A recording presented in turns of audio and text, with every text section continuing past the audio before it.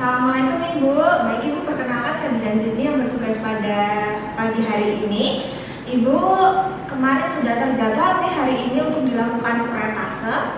Oleh karena itu, di sini saya bertugas untuk menemani Ibu di ruang operasi nanti dan juga mengantarkan Ibu ke ruang operasi. Untuk prosedurnya, nanti saya akan temani Ibu ke dalam ruang operasi dan untuk prosedurnya nanti akan dilakukan di ruang operasi berdasarkan pengawasan dari dokter seperti itu.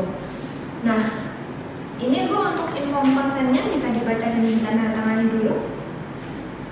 Nih, sudah ditandatangani ya Bu sebagai bentuk persetujuan. Kemudian saya izin bertanya Ibu apakah ada alergi obat tertentu? Baik. Kalau penyakit yang pernah diderita atau Ibu pernah memiliki riwayat penyakit sebelumnya, apakah ada Bu? Tidak ada. Baik, kalau begitu Ibu untuk persiapan pasiennya sudah selesai ya Bu. Lalu kita siap-siap untuk ke ruang operasi seperti itu Bu. Baik, saya antar ya Bu. Baik, selanjutnya ada persiapan tempat, yaitu ruangan yang bersih, nyaman dan privasi pasien terjaga. Yang kedua ada meja ginekologi. Yang ketiga ada lampu sorot. Yang keempat ada ember atau tempat duduk bekas toilet yang dipasang plastik. Yang kelima ada underpad. Selanjutnya adalah pengenalan alat. Yang pertama ada korentang yang berfungsi untuk mengambil handscoon. Kemudian ada handscoon yang berfungsi untuk melindungi penolong dari cairan tubuh pasien. Kemudian ada pembesar yang berfungsi untuk menaruh duk bekas pasien. Kemudian ada kapas yang berfungsi untuk vulva hygiene.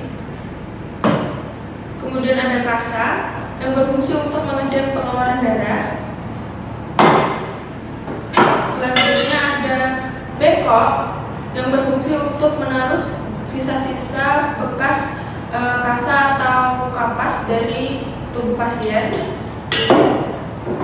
Selanjutnya ada kon kecil. Yang pertama yaitu untuk menaruh formalin 10%. Yang kedua berfungsi untuk menaruh betadine. Dan ini formalin 10%-nya dan ini betadine-nya. Kemudian ada penutup kepala untuk melindungi kepala dari cairan dari pasien. Kemudian ada spet 5 cc dan spet 3 cc yang berfungsi untuk memasukkan obat ke tubuh pasien. Kemudian ada oximetri yang berfungsi untuk memantau kadar oksigen dalam tubuh pasien. Kemudian ada infuset, ini adalah cairan infusnya, dan ini adalah infusetnya yang berfungsi untuk mengalirkan cairan tambahan untuk pasien. Kemudian ada kateter yang berfungsi untuk mengeluarkan atau mengosongkan kandung kemih di tubuh pasien. Baik, saya akan melanjutkan untuk persiapan alat. Yang pertama ada troli. Troli berfungsi untuk menyimpan, meletakkan, dan memindahkan alat-alat dalam prosedur kuretase. Kemudian ada juga duk steril yang berfungsi untuk mengalasi alat-alat steril. Kemudian ada penutup troli yang berfungsi untuk menutupi alat-alat steril sebelum digunakan dalam prosedur kuretase. Kemudian ada duk lubang yang berfungsi untuk mencegah darah berceceran di luar tempat yang dilakukan pembedahan.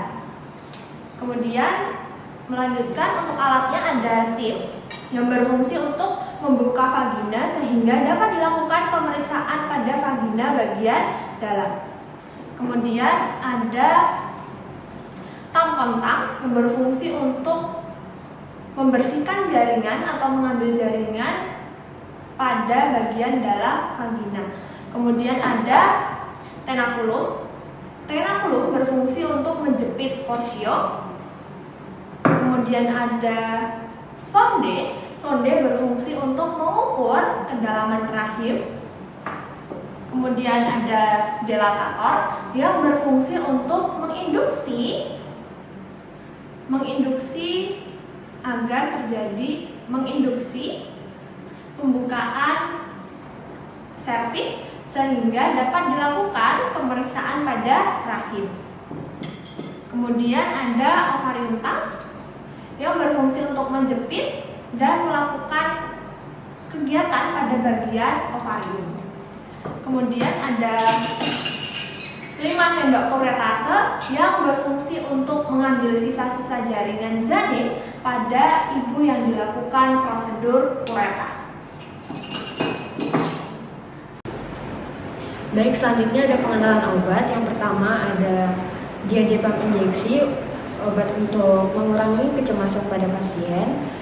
Terus selanjutnya ada obat atropin sulfat, yaitu obat pra-anestesi untuk mengurangi produksi air liur. Selanjutnya ada kataler injeksi, yaitu agen anestesi untuk bedah yang tidak memerlukan otot rangka untuk merelaksasi. Terus selanjutnya ada matergen injeksi, yaitu obat untuk mencegah dan mengatasi pendarahan postpartum.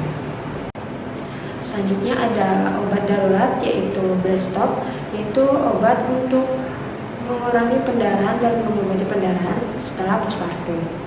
Selanjutnya ada dexamethasone, yaitu obat untuk mengurangi peradangan dan nyeri pasca kuretase. Selanjutnya ada injeksi adrenalin, yaitu obat untuk mengurangi reaksi parah dari anafilaksis. 3. Persiapan pasien selanjutnya saat pasien sudah sampai di ruang operasi, membantu pasien untuk memakai baju kimono. Mangga Bu, bisa dipakai bajunya? Tangan satunya.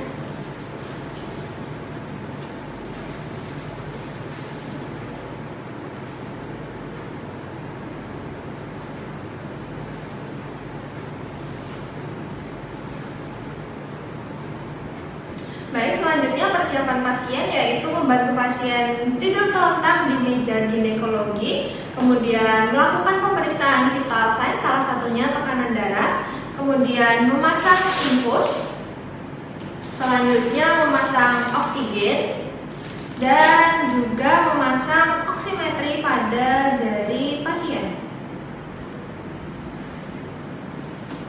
3. Setelah prosedur kuretase selesai, pasien disuntikkan metergin secara IM. Metergin ini berfungsi untuk mencegah perdarahan pasca kuretase. Selanjutnya, menyuntikkan ergometrin pada paha ibu. Kemudian, mengecek KO ibu menggunakan tensi untuk mengetahui tekanan darah pada ibu. Kemudian melihat oximetri. Jika ibu sudah sadar dan ibu tidak muntah, maka ibu diperbolehkan untuk minum.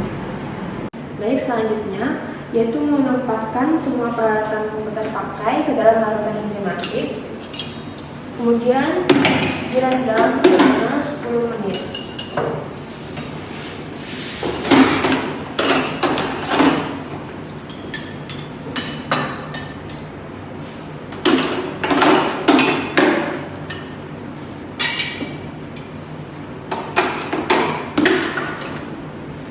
Direndam selama 10 menit. Setelah itu memasukkan sampah ke tempat alat sampah yang sesuai.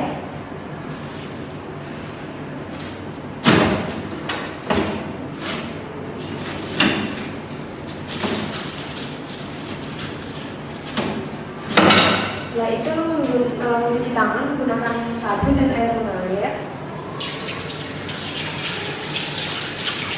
secara 6 langkah. Setelah itu keringkan menggunakan handuk atau tisu dan lakukan dokumentasi.